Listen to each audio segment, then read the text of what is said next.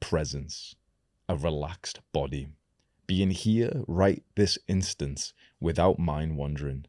This is one of the greatest weaknesses for many men. We're able to really obsess over a goal that means a lot to us. Maybe when we were growing up, it was about video games, and we were constantly thinking about how we'd get to the next level of the video game. Maybe you or your friend were grinding to get to Prestige 15 on Call of Duty so you could get the golden skin. Or for guys like me, we used to play like MMORPGs like RuneScape and World of Warcraft, and so we were constantly getting ideas on how to level up. And of course, video games just stripped our masculinity from us, and instead of us working in the real world, we put it into the virtual world.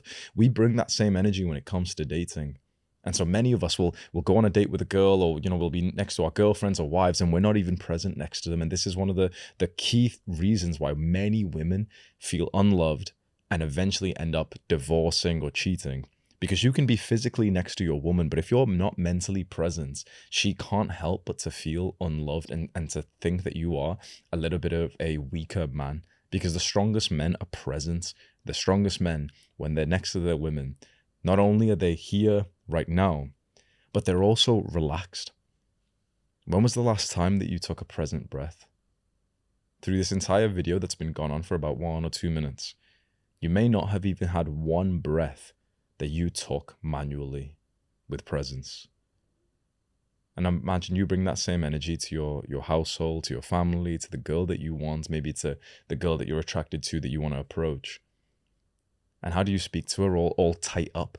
Like if you imagine you cold approaching right now, let's say, okay, we've put you in the gym, and there's a gym girl over there training glutes, and you're going to go and approach her. What's going to happen to your body? It's not something you've ever thought of. You've always been thinking, okay, what's the words I'm going to say?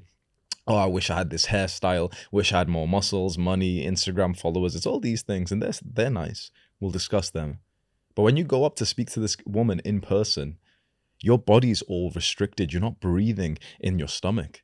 Your breath stops near your chest.